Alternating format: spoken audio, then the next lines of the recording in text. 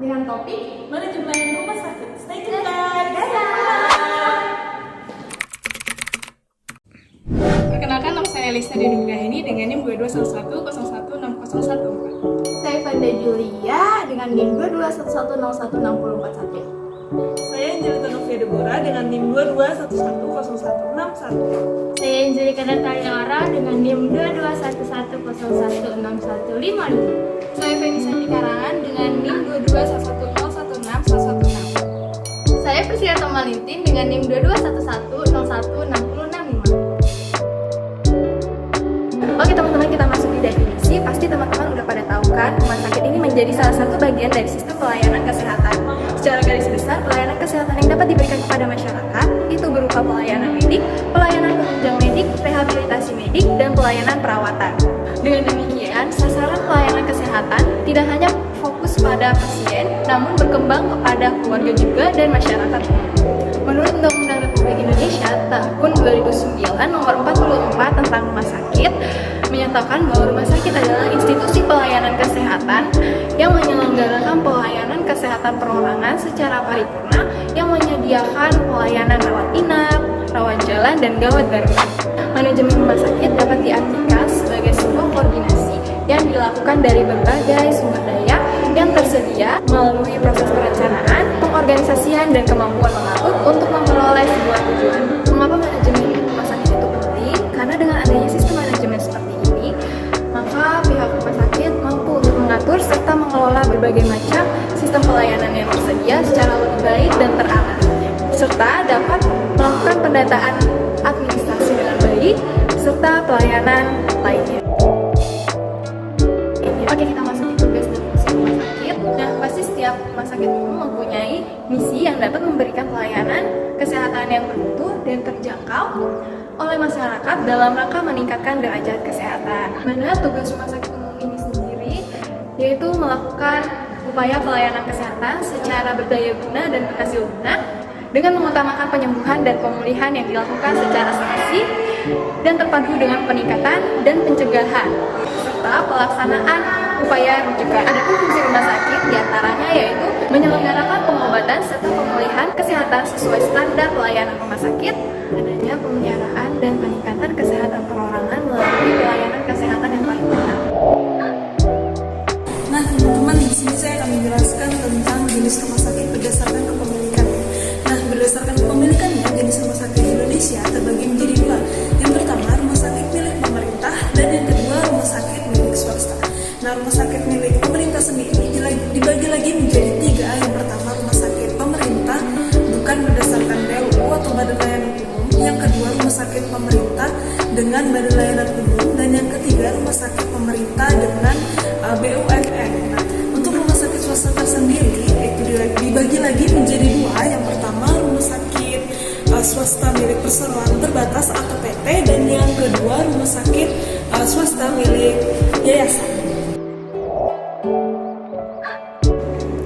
Oke teman-teman, di Indonesia jenis pelayanan rumah sakit ditetapkan pada Undang-Undang Republik Indonesia Nomor 44 Tahun 2009, yang dimana pasal 19 dijelaskan bahwa rumah sakit terbagi menjadi dua, rumah sakit umum dan rumah sakit khusus. Di mana rumah sakit umum ini memberikan pelayanan yang sangat luas pada semua bidang, sedangkan rumah sakit khusus hanya memberikan pelayanan pada salah satu bidang. Nah, pada Undang-Undang Republik Indonesia Nomor 44 Tahun 2009 juga dijelaskan bahwa rumah sakit itu diklasifikasikan lagi berdasarkan jenis pelayanannya. Di Indonesia sendiri, klasifikasi rumah sakit terdapat 4 untuk klasifikasi rumah sakit umum: kelas A, kelas B, kelas C, dan juga kelas D. Sedangkan rumah sakit khusus terbagi menjadi 3, kelas A, kelas B, dan juga kelas C. Nah, kelas-kelas ini dibedakan berdasarkan jenis pelayanannya, di mana pada kelas A memberikan pelayanan spesialistik maupun subspesialistik yang sangat luas. Di kelas B memberikan pelayanan minimal 11 spesialistik maupun subspesialistik. Kelas C memberikan minimal 4 pelayanan dasar, yaitu bidan, bedah, penyakit dalam, dan juga anak. Pada kelas D hanya memberikan pelayanan dasar. Pemerintah di Indonesia sudah berupaya untuk memberikan pelayanan rumah sakit kelas C pada semua rumah sakit di kabupaten. Teman-teman, di sini saya akan menjelaskan tentang standar pelayanan minimal rumah sakit. Nah,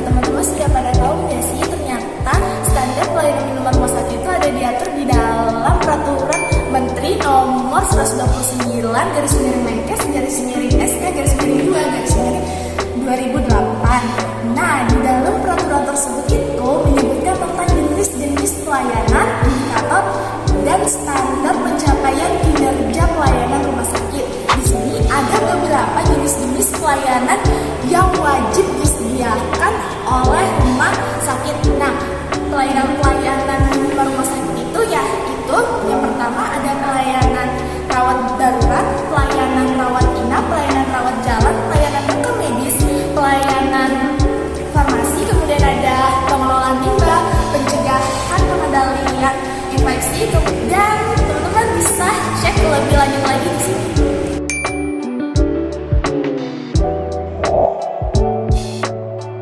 Nah, selanjutnya ada mutu pelayanan kesehatan di rumah sakit. Kepuasan pasien dipandang sebagai unsur penting penilaian baik buruknya sebuah rumah sakit. Menurut Heriadi 2007, unsur penentuan penilaian baik buruknya sebuah rumah sakit ada 3 komponen yang mempengaruhi kepuasan, yaitu ada aspek klinis, efisiensi dan efektivitas, serta keselamatan pasien. Nah, aspek klinis ini merupakan komponen yang menyangkut pelayanan dokter, perawat, dan terkait dengan teknis medis. Yang kedua ada efisiensi dan efektivitas.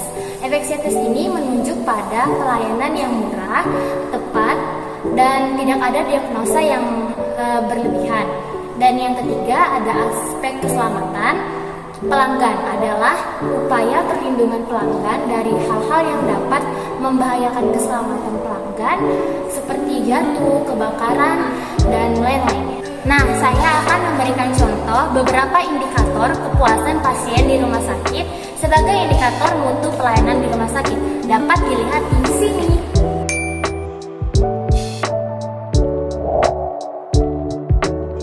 Tahukah kamu apa saja hak dan kewajiban dalam rumah sakit? Di Indonesia, hak dan kewajiban rumah sakit diatur berdasarkan undang-undang. Berdasarkan Undang-Undang Republik Indonesia Nomor 44 Tahun 2009 tentang rumah sakit, di setiap rumah sakit memiliki hak pertama, menentukan jumlah, jenis, dan kualifikasi sumber daya manusia sesuai dengan klasifikasi rumah sakit. Kedua, menerima imbalan jasa pelayanan serta menentukan remunerasi, insentif, dan penghargaan sesuai dengan ketentuan peraturan perundang-undangan. Ketiga, melakukan kerjasama dengan pihak lain dalam rangka mengembangkan pelayanan kesehatan. Keempat, menerima bantuan dari pihak lain sesuai dengan ketentuan peraturan perundang-undangan. Kelima, menggugat pihak lain yang mengakibatkan kerugian. Keenam, menetapkan perlindungan hukum dalam melaksanakan pelayanan kesehatan. Ketujuh, mempromosikan layanan kesehatan yang ada di rumah sakit sesuai dengan ketentuan peraturan perundang-undangan. Kedelapan, mendapatkan insentif pajak bagi rumah sakit publik dan rumah sakit yang ditetapkan sebagai rumah sakit pendidikan. Di Indonesia, seluruh rumah sakit pasti mempunyai manajemen dan sistem pelayanan kesehatannya masing-masing yang secara garis besar memberikan pelayanan untuk masyarakat berupa pelayanan kesehatan mencakup pelayanan medik, pelayanan penunjang medik, rehabilitas medik, dan pelayanan perawatan. Pelayanan tersebut dilaksanakan melalui unit gawat darurat, unit rawat jalan, dan unit rawat inap. Dengan demikian, sasaran pelayanan kesehatan rumah sakit bukan hanya untuk individu pasien, tetapi juga berkembang untuk keluarga dan pasien dan masyarakat umum.